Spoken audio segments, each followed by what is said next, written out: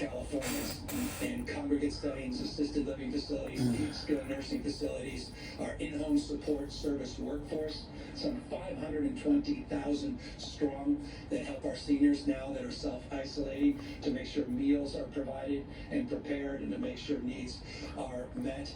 We laid out a very detailed prescriptive guidance to begin that process anew. Accordingly, we wanted to meet the moment as it relates to new anxiety around evictions, issues that it transcend just individuals, many businesses that are worried about being able to pay rents, commercial establishments.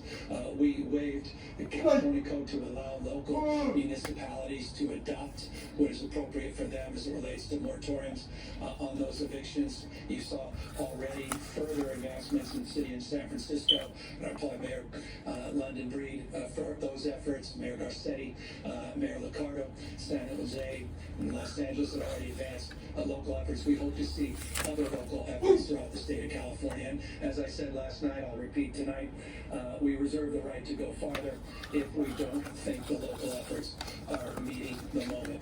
But we also made the point that the Public Utilities Commission of the state of California needed more as it relates to oversight and management of our utilities to make sure people are not facing their gas being turned off, their internet being shut down, their water being shut because they can't pay a utility bill or the like. I want to applaud the utilities in the state of California for acknowledging this moment and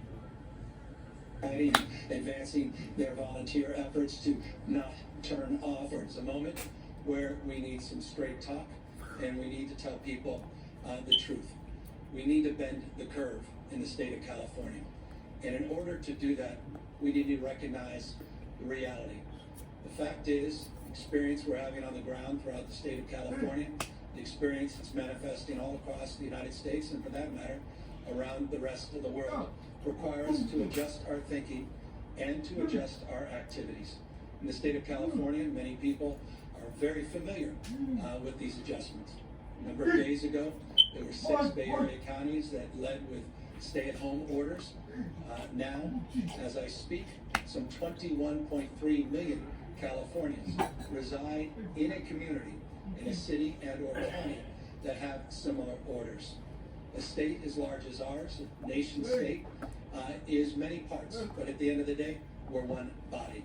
There's a mutuality and there's a recognition of our interdependence that requires of this moment that we direct a statewide order for people to stay at home. That directive goes into force and effect this evening, and we are confident that the people of the state of California will abide by it. They'll do the right thing, meet this moment, they'll step up, as they have over the course of the last number of weeks, to protect themselves, to protect their families, and to protect the broader community in this great state in the world that we reside in. I have confidence in that. I have confidence because I've seen it every single day. We've seen it in cities large and small. People still doing essential work. People still providing essential services. People still going out to the grocery store to get food, walking their dogs, practicing social distancing, nonetheless, when they're out in the streets. People still getting their medicine. People still going about doing the kind of essential work that is required to meet this moment. The order provides for all of that, just as these other orders that have been put into place in cities large and small across the state have afforded. People will ask, well, how will you enforce? As I say, there's a social contract here. People, I think, recognize the need to do more and to meet this moment. People will self-regulate their behavior. They'll begin to adjust and adapt as they have been quite significantly.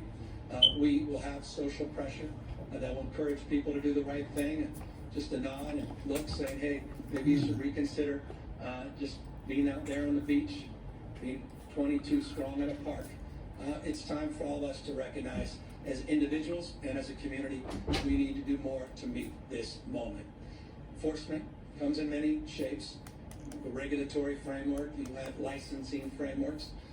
I don't believe the people of California need to be told through law enforcement that it's appropriate just to home isolate, protect themselves, go about the essential essential patterns of life, but do so by socially distancing themselves from others, and do so using their common sense.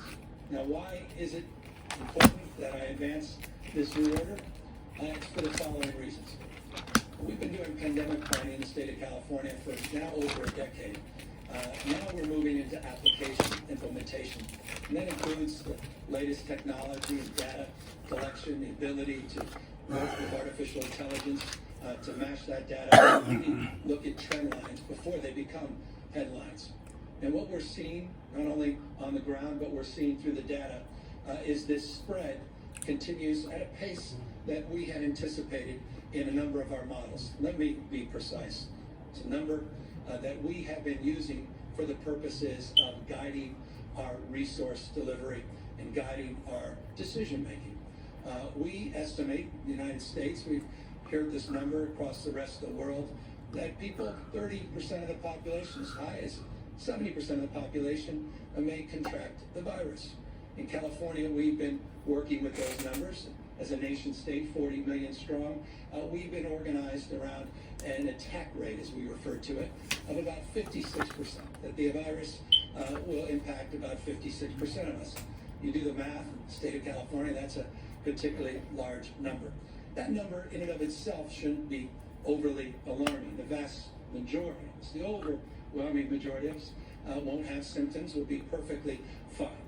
But there is a subset that we're concerned about that will not be impacted by the virus, but also potentially can impact others, including impacting our capacity to deliver the high quality services, not only to meet the moment as it relates to COVID-19, but to provide for all the acute care that millions and millions of Californians depend on every single day.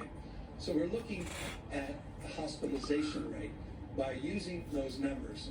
Forgive me, I know sometimes these numbers get confusing, but a 56% attack rate, if you assume that R naught, which is the number of individuals that you may come in contact with that can contract the virus, if you use that formula, we believe with a 20% hospitalization rate, a little bit on the higher end, though some would argue it could be much higher, some believe it might be much lower, but 20% hospitalization rate, it's about 19,543 people that would need to be hospitalized under that scenario, above the existing capacity of our system.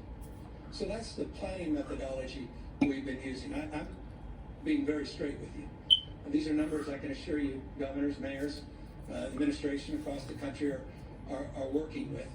But I think it's time to tell you what I tell my family, what I tell my wife. Just as I did 2 nights ago when I told my daughter that I don't believe that this school year she'll get back into that classroom. And those are difficult conversations, and I know they're conversations you're having in real time, and you're having with one another as I speak. And I deeply appreciate the anxiety of these difficult conversations, but we must have them. But as we work through that planning process, 19,543 beds in our system, I'm able to look at our existing capacity. Let me be specific of what our existing capacity looks like. We have 416 hospitals in the state of California. We have capacity to provide care beyond our hospital system, but within the hospital system, we have a capacity to surge the number of beds beyond the 78,000 currently staffed beds by an additional 10,207. By the way, that number changes on a daily basis, but that's today's number.